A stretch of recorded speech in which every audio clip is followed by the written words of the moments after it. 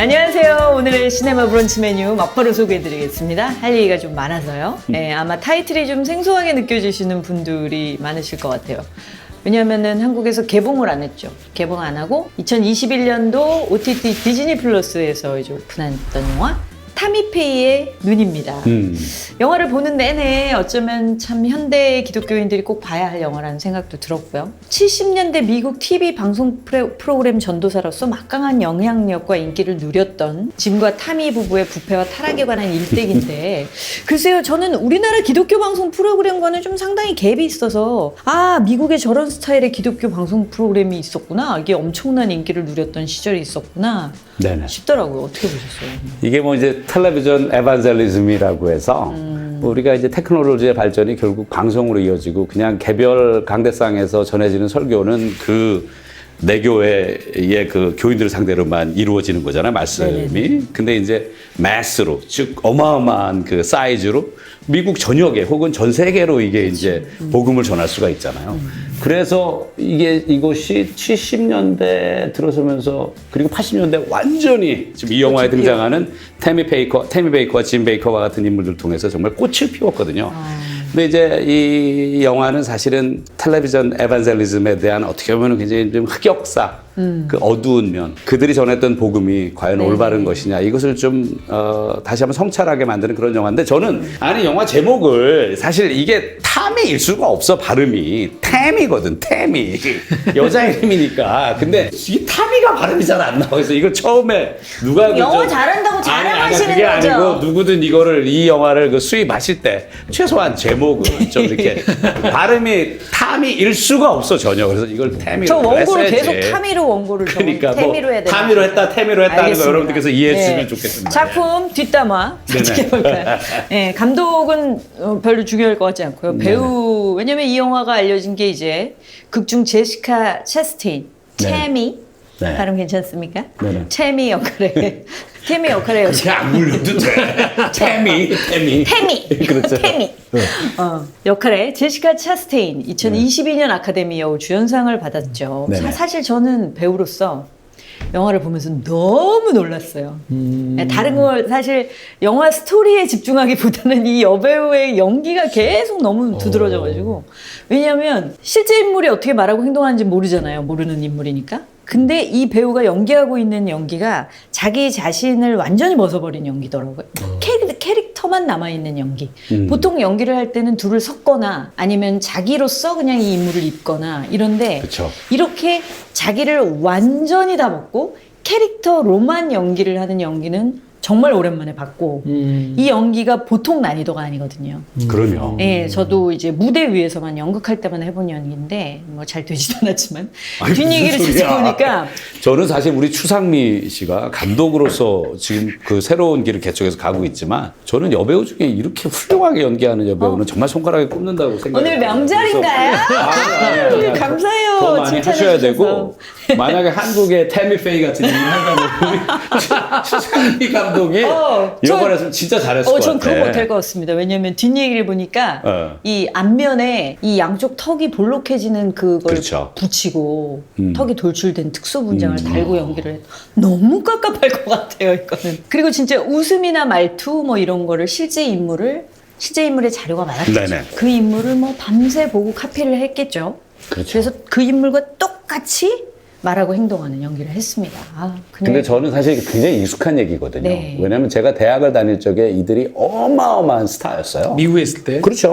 저희 아버지가 그 노스캐롤라이나 샬롯이라는 동네에서 목회를 했는데, 그게 사우스캐롤라이나하고 주 경계에 있거든요. 근데 그 이 짐 베이커와 태미 베이커의 그 헤리티지는 사우스캐롤라이나 꼭대기에 있었어요. 그러니까 30분도 채 안 되는 거리였어. 가보셨어요? 저는 여러 차례, 그러니까 들어가지는 않았고, 그러셨구나. 밤에 이렇게 지나가면서 반짝반짝 빛나는 그 헤리티지를 봤는데, 저는 그때도 제가 어린 나이인데도 저 위험하다. 많이 생각했어요. 그 스캔들이 터지기 전에. 사실 그 제시카 한이라는 그 여성과 짐 베이커의 섹스 스캔들이 터지면서 완전히 무너지게 되는 거거든요. 근데 우리나라도 보면은 목사님들이 이렇게 막 어마어마한 성도들의 인기를 누리다가 추락하는 걸 보면은 맨 처음에 터지는 것이 섹스 스캔들이고. 그리고 그 다음에 들어가 보면은 이제 어마어마한 재정적 문제가 있는. 오늘은 이 감독님 멘트를 이제 주로 저희는 듣는 시간을 갖도록 제가 지금 할게요. 오늘 멘트가 적습니다. 네, 지금 아니요. 목회자 얘기이기 때문에 지금 저희는 목사님에게는 오늘 취조를 하겠고요. 그리고 이 감독님에게는 이 상황에 대한 맑은 실제 목사님을 경험한 어떻게 취조를 해 우리가. 네, 대표 자격으로 오셨습니다. 자, 작품이 일대기 구성인 만큼 저희도 시간 순으로 한번 이야기를 나눠볼까요? 일단 네네. 초기 이들의 만남은 참 신학대학원 강의실에서 이제 지민의 그렇죠. 열정적인 설교에 타미가 아주 열정적으로 맞장구를 치는 아주 더블로 열정적인 장면, 그 장면으로 시작이 되죠. 참 이 장면을 보면 와 정말 둘도 없는 찰떡이다. 어떻게 저렇게 서로 잘 어울리는 한 쌍이 있을까? 근데 굉장히 순수하고 어린아이 같고 그렇게 사랑스럽고 그런 이들의 만남. 근데 근데 처음부터 문제가 있었나요? 있죠. 엄청난 문제가 있죠. 예, 그들이 그러니까 이들이 끝까지 가는 이 복음은 결국 번영신학이라는 거거든요. 하나님은 나를 도와주시는 분. 네네. 예, 그러니까 보조자인 거죠. 어디까지나. 네. 하나님의 우리 신앙적 고백으로 하나님의 영광을 위해 산다는 게 아니고 하나님이 나를 도와주셔야 되고 결국은 이 사람들이 가지고 있는 핵심은 성공이거든. 그러면 네. 실패라는 개념을 가져다는 신이 아니기 때문에 사실 이들이 굉장히 순수한 것 같은데도 불구하고 수업 시간에도 그렇고 계속 그 신학대학 안에서 계속 성경대학 안에서도 벌어지는 모습 속에서 지적이 나오는 부분들 이들은 비껴가요. 처음부터 두 사람이 그 지점이 이제 감독님 말씀하셨던 아주 궁합이 잘 맞는 거죠. 네네. 찰떡이지만 엄밀히 말하면 그들이 보고 싶은 것만 보고 듣기 싫은 거는 처음부터 그렇죠. 눈을 감았다라는 게 아주 순수해 보이지만 거기 아주 그 싹을 그 보여놨죠. 강의실에서 설교할 때도 하나님 우리가 뭐 루저가 되길 원치 않고 성공하길 원하신다. 우리가 계속 뭐 그 얘기만 하죠. 그 얘기를 예. 계속하죠. 그게 끝까지 가죠. 이런 거거든요. 하나님이 나를 사랑하시는데 내가 세상에서 고통스럽게 사는 것을 내버려 두실까? 내가 성공하기를 원하는데 하나님이 날 사랑하시는데 내가 성공하게 해주시겠지. 해주실 거야. 근데 그런가요? 그렇지 않거든요. 그런 건 이런 태도하고 똑같은 거예요. 내 아들이 사실은 별로 그렇게 능력도 없는 놈이야. 근데 나는 내 아들이 세상에 나가서 무슨 수를 써서라도 사회에서 높은 위치에 올라가고 돈을 많이 버는 애가 됐으면 좋겠어라고 부모가 생각한다. 그게 올바르다는 얘기거든요. 그게 올바르지 않아요, 그거. 내 자식이 세상에 나가서 뭘 하든 아무 능력도 없는데 그냥 어찌됐든 높은 위치에 올라가고 돈 많이 벌면 그게 성공이고 그게 좋은 거다. 그 부모가 제대로 된 부모일까요?